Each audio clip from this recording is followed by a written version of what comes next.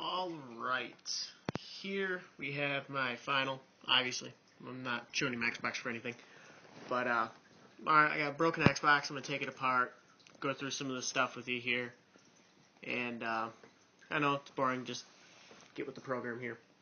We're all here for a night. Alright, got standard Xbox 360. That wasn't supposed to happen. Turn that back on. Alright, we got your detachable faceplate right here. This light won't stay up for some reason. But detachable faceplate, got your memory slots. Now you got your buttons, your power button, USB port, disc slot, and your sensor bar. This is injection molded plastic. On the back, you can see a few metal pieces. There's supposed to be a spring there to hold the door shut. Same thing here. You can see the metal spring as in there, if my stupid camera will focus, but it probably won't. So, there, you got the faceplate. One of many pieces. Throw that out of the way. We got your upper grill, which has a cutout for your hard drive. Your hard drive would lay into here. You got your hole for your hard drive connector to connect into the top and send the data to the motherboard. Alright, and then you got your case with all your buttons. Case, the Xbox can operate standing up. On the side, my light won't stay up. And that's pretty much it. This case peels back. In the back of it, you have your USB for a wireless internet adapter. At least it's USB. You have your Ethernet port for a direct cable internet connection.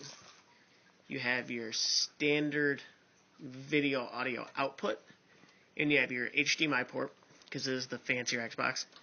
And then you got your power port down here in the back. Let's crack this shell open. I already got it pretty much taken apart for you guys. Make this easy here. Got a few clips in the front. You'd be able to see it if my light would stay up for some reason.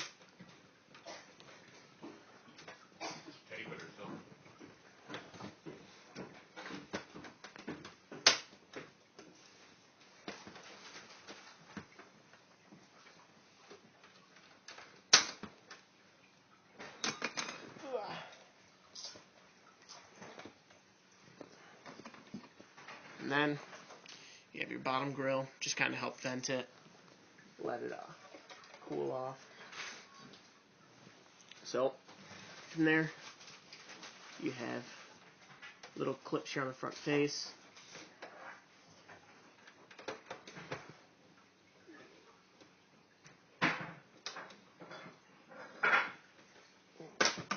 There it goes.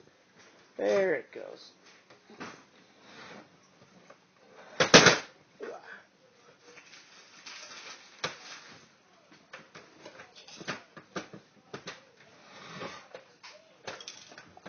Now we have the Xbox upside down, and the first case comes off.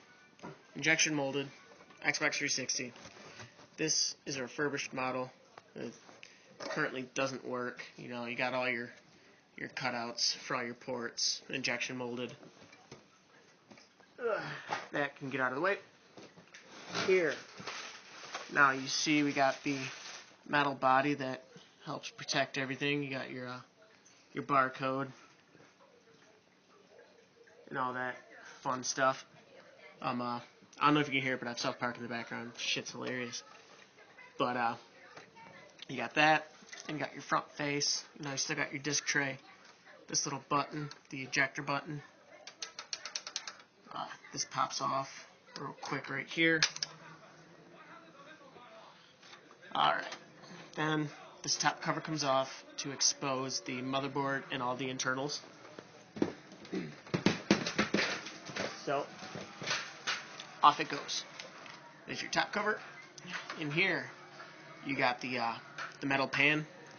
This is the top half of the metal covering for this, which covers all the internals, helps seal it all in. It's got the vent holes. This metal piece was stamped. This top piece, injection molded, like everything else. Alright, here. In the internals, you have your disc tray. You got your cooling system here and here. In the back here, you have your cooling fans here. You can kind of see them there. I'll pull them out here in a minute. Your ports, all that stamped out slots. And here you can see these are memory card slots. You got 2 slots A and B they call it. Pretty simple. Then you have your USB ports. There's 3 total, 2 in front, 1 in back. The controllers run off of USB. So, let's dig into this further. We got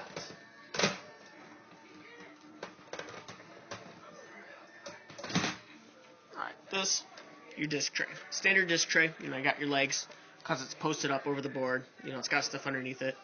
All that jazz. You got your shiny Xbox 360 little tag on there. But in the back, you got 2 ports. The white port is your video port, where it sends out, the video data that it reads off the disc. And then you got your power port, which supplies to the power. It's got a little actuator gear that when you push the button, it drives out the slot. That's what the power is for. Power runs the actuator. So that's disc tray, Xbox 360, nice and shiny, nice and fancy. Here, this is the power cord for it. It just clips into the board and then into the back of the disc tray. This is the video cord. Goes into the disc tray and the board.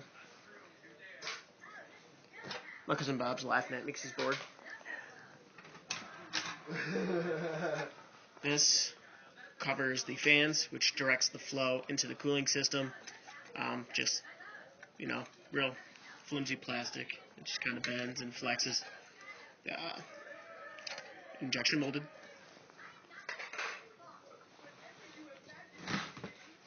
Alright. This here is a better look at our full board.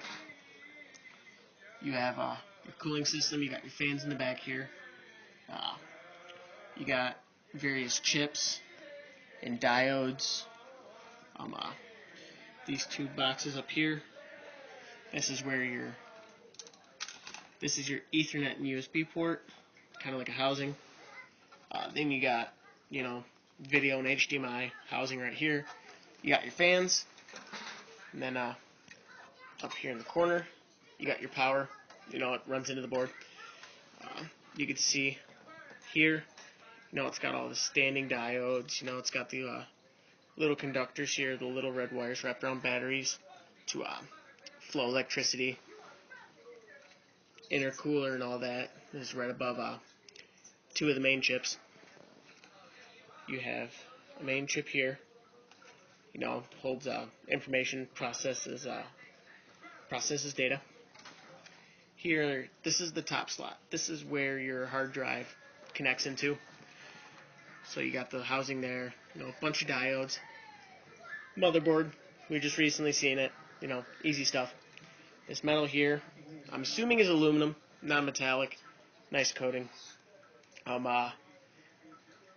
So my assumption is it's aluminum.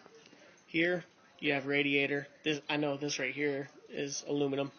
You have a copper tubing right here to allow for the fluid to pass through, keep it cool. And that's, just about it.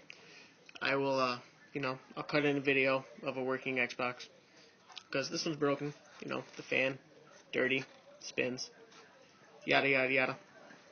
Not, something we all know, just easy stuff. But, thanks for watching, even though you're forced to, I guess. So, later.